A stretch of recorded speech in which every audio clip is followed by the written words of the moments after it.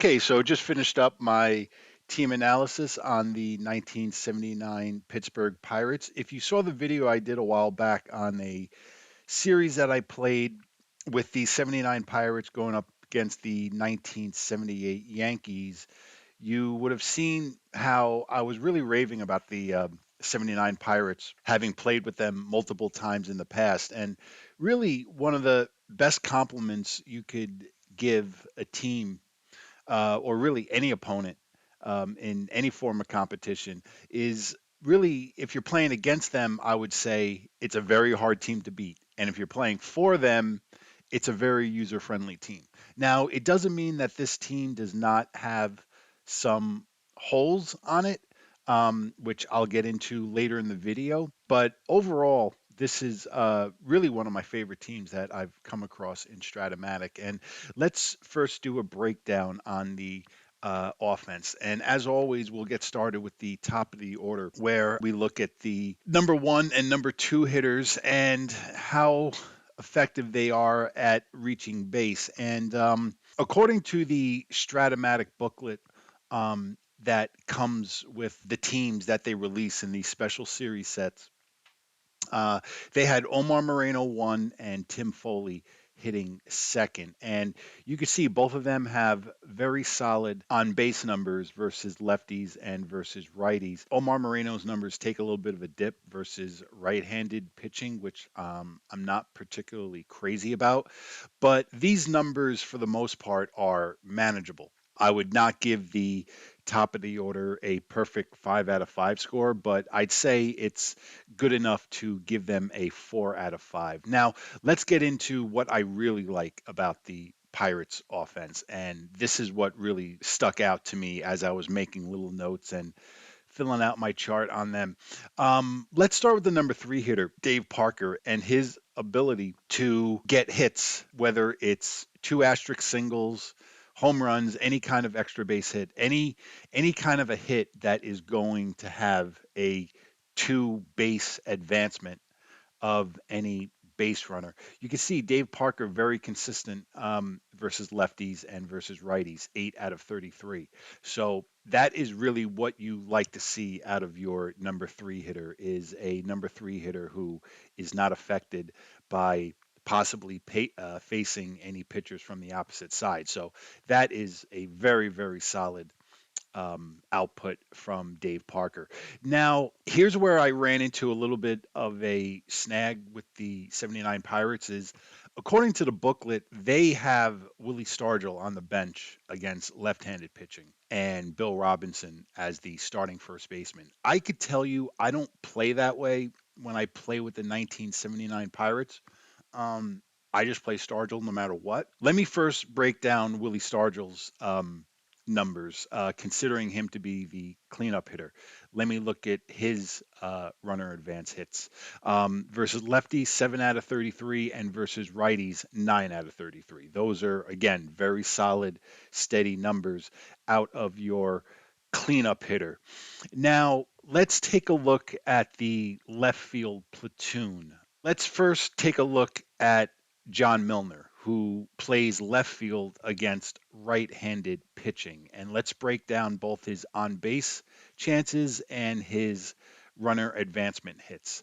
You could see very good numbers as far as reaching base, 15 out of 33, and a pretty good number of five multiple base advance hits on his card versus righties. Now, I'm going to compare that side by side to Bill Robinson, who has left field on his Strat-O-Matic card as well as first base. Now, Bill Robinson, according to the Strat-O-Matic booklet for the 1979 Pirates, was the first baseman against left-handed pitching. But usually, more often than not, when I do play with the 1979 Pirates, I have Bill Robinson playing left field. Either way, if you want to play Robinson at first or left, it's up to you. But let me look at both of his numbers versus left-handers. His on-base chances, 12 out of 33, facing a left-hander, and his runner advance hits versus left-handers is 7 out of 33. So those are both very solid numbers. out of a guy who I would not say is only a one trick pony where you can only play him against lefties. He has a pretty solid card against right-handed pitchers as well.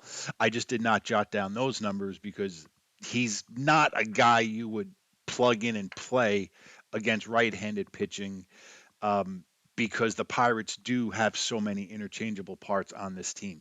Let me go a little deeper and actually break down a third guy who you could play. The Strat-O-Matic booklet has Lee Lacy as a left fielder against left-handed pitching. And let's take a look at his on-base chances. You could see very good numbers there. 14 out of 33 chances to reach base against a left-handed pitcher, and also very solid runner advance hits with 7 out of 33 chances on his card. You can kind of see everything coming together right now as we go through all the players and all the numbers, and how much I like the fact that you got a very steady number 3 and number 4 hitter, Parker and Stargell. Even though both of them are left-handed, they're not affected by facing left-handed pitching.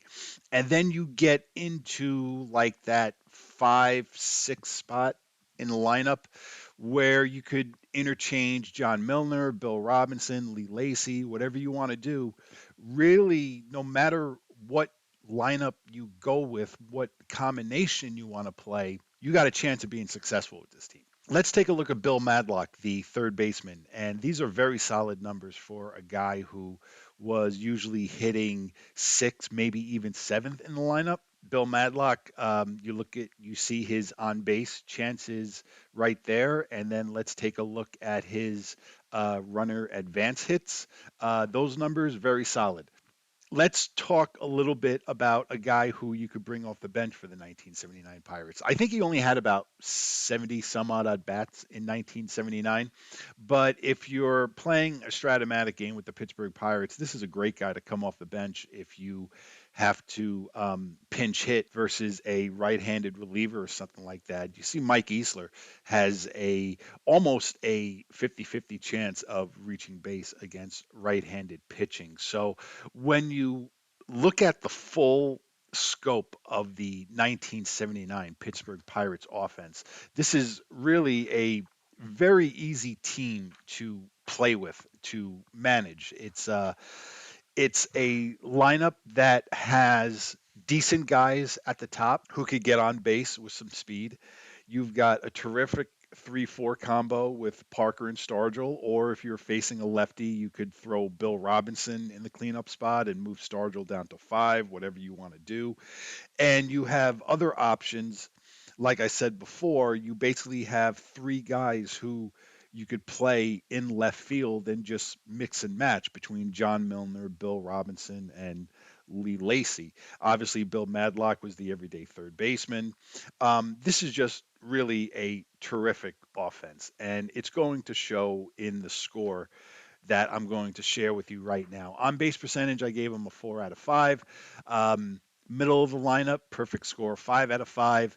And obviously, I've been talking about it for a while now, so no surprise there. Perfect 5 out of 5 score when you talk about righty lefty mix, depth, and versatility. So overall, the 1979 Pirates score a 4.6 out of 5 for a offensive score, which is excellent. Let me move over to the starting pitching here. These numbers came out very solid as well, and I'm going to share with you the starting pitchers here. I decided to throw all 5 of them into the video here. You're going to see all these pitchers are really pretty much the same as far as their chances of giving up hits or base runners versus righties and lefties. You see Burt Blyleven's numbers there. Let's take a look at John Candelaria. Now we got Bruce Keeson.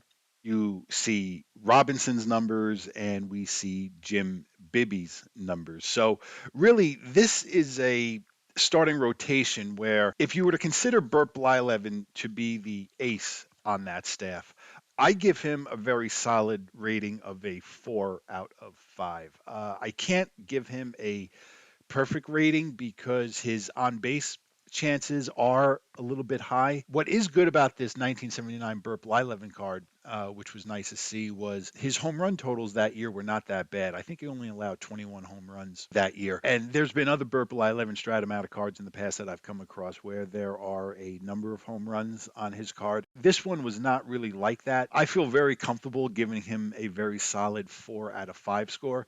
And then as far as starting rotation depth, that was a very easy call. That's a 5 out of 5 score right there. So we're going to see the Pittsburgh Pirates starting pitchers average out at a 4.5 out of 5, which is excellent. The bullpen is going to score the same way, a 4.5 out of 5. I gave the ace Kent Tekulve a 4 out of 5. That is only because you see his numbers against right-handed batters is excellent, only a 4 out of 33 chance of reaching base. However, numbers against left-handed hitting, that's a little bit high for a closer. And, if you're ever in a game where the opposing manager has some lefty bats to bring off the bench, that then you could run into a little bit of trouble with Kent Tekulve on the mound.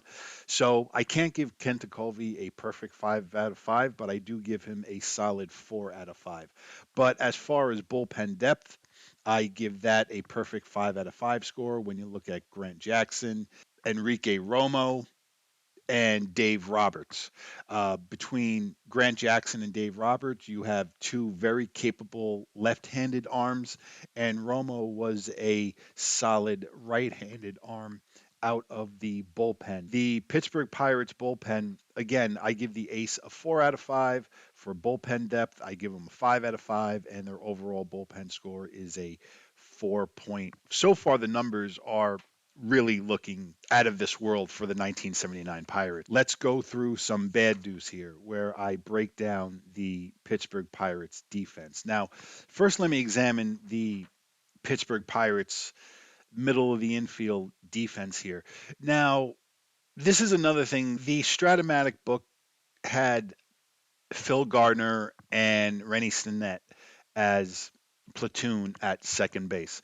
I generally don't play that way with the 1979 Pirates. I pretty much play Phil Gardner every day at second base when I do play with the 1979 Pirates. I looked at it from the standpoint of, well, how do I play with them? Usually it's Garner and Foley, but I did have to factor in Stinnett's defensive rating, and that is a little bit of an issue there because if you've got Stinnett and Foley at shortstop, you've got 2 3s at second base and shortstop. And even though their E ratings come in line, threes at second base, that's really not what you want between second base and shortstop. It would be a little better if you had a 2 at one of those spots.